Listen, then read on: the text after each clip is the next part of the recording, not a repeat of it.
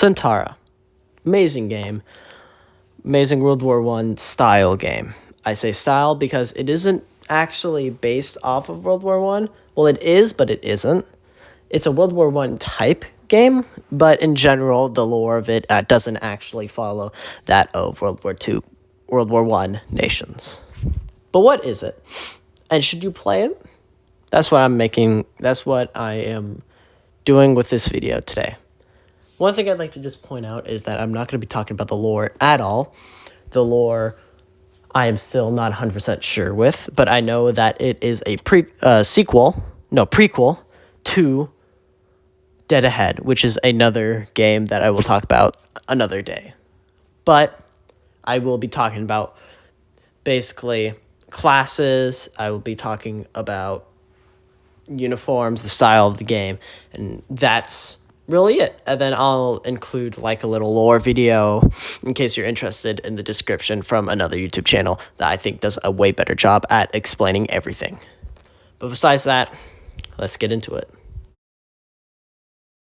Centaura mostly follows that of a World War I style game. You have a trench map, trench warfare that actually happens in non-trench maps, and just all that in general. Overall, it's a really good game, and it also depends on what map you play. My favorite personal map, Mons Plantis, or Planus, is a heavily big example of the World War I style in this game. You take place, two sides, trenches, basically want to overrun each other. You want to take as much trenches and as much land from the enemy as possible. And basically, whoever takes over the most land wins. A lot of that is basically how you play the game. Most maps are either capture this amount of territory or survive this amount of time. Not really much of those maps, and it's mostly capture this sort of points. But still, it's an amazing game. At certain points, you can unlock tanks or armored cars, and that you can actually attack the other players with.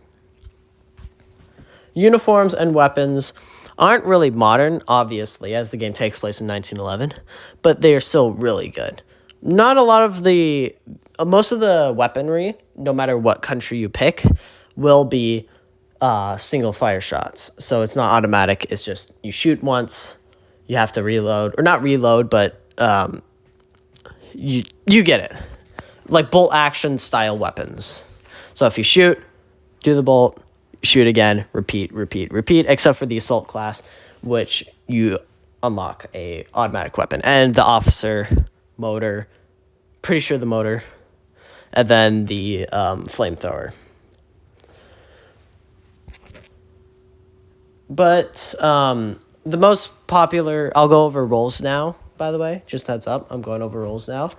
The first role is the rifleman. You just have a rifle and then some sort of melee weapon. Nothing really no real explaining need to happen there. Then you have the assault. Assault usually has an automatic weapon that you're able to fire upon, but mostly follows under the same, like a melee to, and that's it. Then you have we'll do flamethrower. This is going to be completely out of order.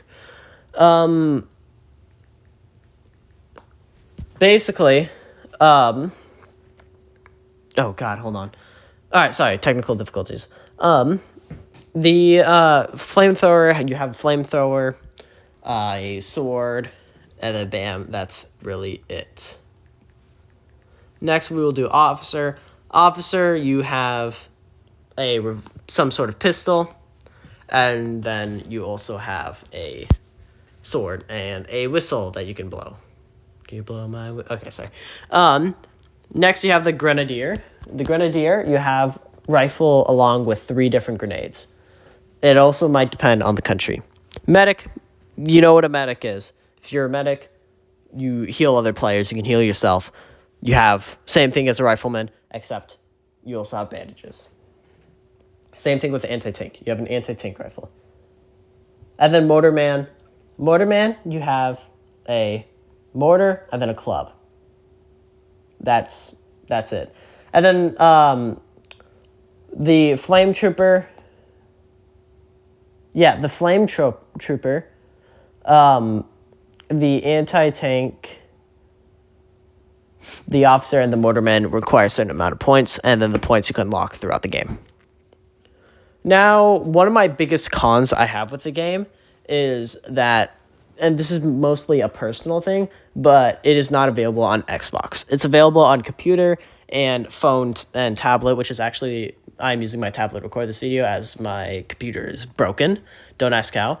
But it's not on Xbox. So if you want to play on an Xbox, unfortunately, you cannot. Just like Dead Ahead. Dead Ahead, you can play only on computer, though. So that's something. But besides that, that's really it. That's basically the basics of it. I'm not going to go over through every single map. I'll include the wiki. And it's basically just a quick video of me talking about my opinions on the game, going over the roles, and basically what it's about. And again, I'd recommend watching different videos on it, as they would probably do a way better job at explaining and that type of stuff than I do in this video. And also, if I were to rate it on a scale of 1 to 10, I would rate it a solid 9.5 out of 9.5 out of 10. Again, really good game. Definitely recommend it. I will include that in the description of the video. If you want me to do a video on another Roblox game that you like and give my opinion on it, my takes on it, I'm going to start doing that more. And you can go ahead and leave me the recommendation in the description. Just know that I play on iPhone and Xbox. I do not play on computer, as my computer is broken, unfortunately. Don't ask me how. I don't know. I think I used it too much. But besides that, that's it. Subscribe, like the video, yada yada, do all that stuff.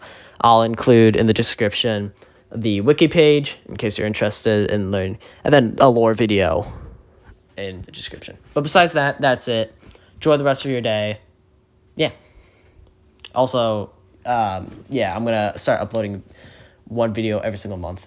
And sorry if I don't have a clear schedule for it.